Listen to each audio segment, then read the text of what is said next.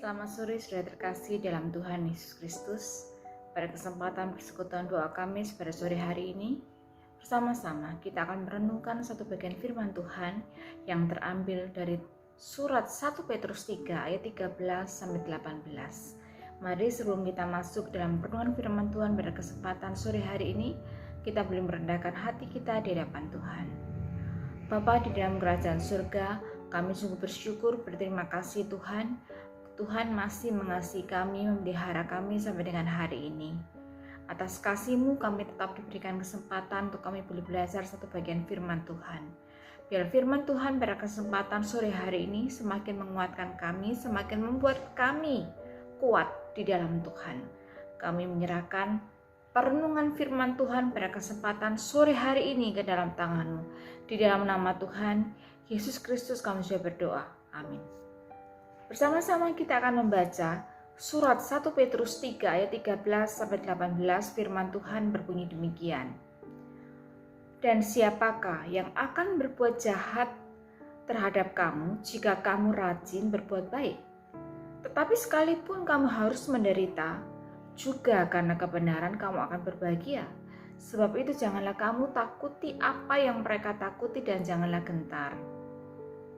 Tetapi kuduskanlah Kristus di dalam hatimu sebagai Tuhan, dan siap sedialah pada segala waktu untuk memberi pertanggungan jawab kepada tiap-tiap orang yang meminta pertanggungan jawab dari kamu tentang pengharapan yang ada padamu, tetapi haruslah dengan lemah lembut dan hormat, dan dengan hati nurani yang murni, supaya mereka yang memfitnah kamu karena hidupmu yang saleh di dalam Kristus menjadi malu karena fitnah mereka itu.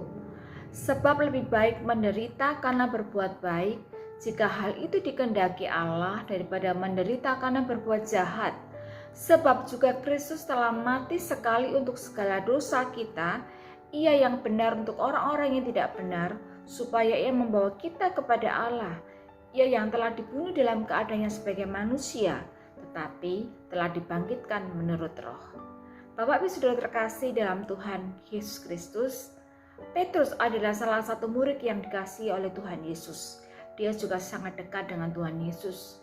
Kemanapun Tuhan Yesus pergi, Petrus ada bersama-sama dengan dia, bersama dengan beberapa murid yang lain. Tetapi ingatkah kita akan satu peristiwa bahwa Petrus pernah menyangkal, pernah mengkhianati Tuhan Yesus. 3 kali Petrus menyangkal bahwa dia tidak mengenal Tuhan Yesus saat Yesus hendak disalibkan. Petrus mungkin agak egois saat itu, sama seperti murid yang lain. Seperti halnya kita juga seringkali menjadi pribadi yang egois. Ketika ada masalah menimpa kita mungkin bisa menyangkal iman kita. Namun meskipun Petrus telah menyangkal Tuhan Yesus, Yesus tetap mengasihi dia. Yesus tetap memberi kesempatan pada Petrus untuk bertobat. Petrus menunjukkan kasihnya kepada Yesus dengan luar biasa. Setelah Yesus naik ke surga, Petrus dengan berani menyatakan komitmen imannya. Pada hari Pentakosta, dia berkhotbah di hadapan orang-orang Yahudi di Yerusalem, memberitakan tentang Yesus Kristus yang adalah Tuhan dan mengajak mereka untuk beriman kepadanya. Bapak Ibu Saudara terkasih dalam Tuhan Yesus Kristus, surat 1 Petrus yang ditulis oleh Rasul Petrus tentang penderitaan yang mungkin akan dihadapi oleh orang percaya. Rasul Petrus, bagaimana yang kita ketahui, pernah menyangkal Kristus sebanyak 3 kali. Namun selanjutnya dia menjadi seorang rasul yang tahan menghadapi penderitaan dan aniaya. Bagaimana hal itu bisa terjadi? Rasul Petrus menyatakan bahwa dia mampu bertahan menghadapi penderitaan karena Yesus ada bersama-sama dengan dia. Rasul Petrus berkata bahwa sekalipun kita harus menderita karena kebenaran, kita akan berbahagia.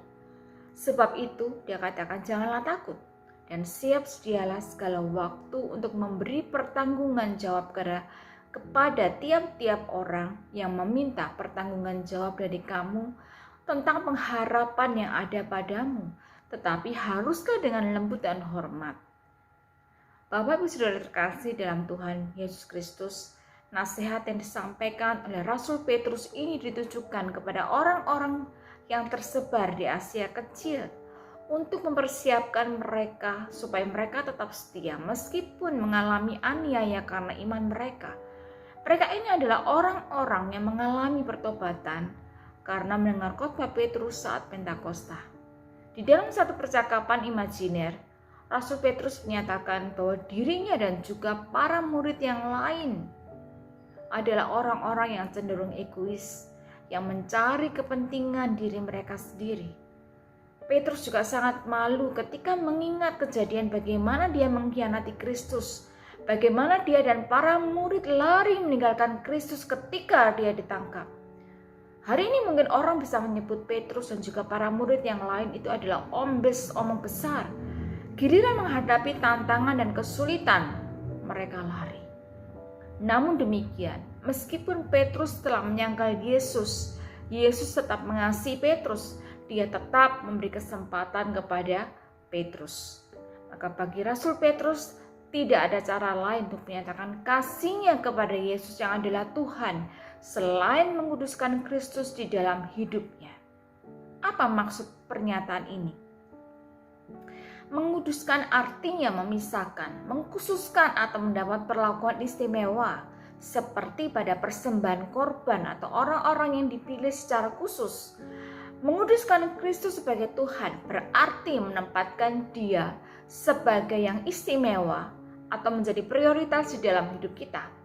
Kita menaatinya dengan sepenuh hati, ketaatan kepadanya sebagai Tuhan seharusnya itu menjadi satu hal penting di dalam hidup kita. Menguduskan Kristus artinya adalah kita menempatkan Yesus sebagai prioritas utama di dalam hidup kita. Satu pernyataan refleksi bagi kita semua. Sudahkah kita menguduskan Kristus di dalam hidup kita sebagai Tuhan? Dan ketaatan kita kepada Dia menjadi sebuah prioritas di dalam hidup setiap kita. Mari kita semua boleh memeriksa setiap diri kita dengan jujur dan tulus di hadapan Tuhan. Sudahkah kita menjadikan Kristus sebagai prioritas di dalam hidup setiap kita? Biar firman Tuhan hari ini mengingatkan setiap kita, jadikan Tuhan sebagai prioritas utama di dalam hidup setiap kita.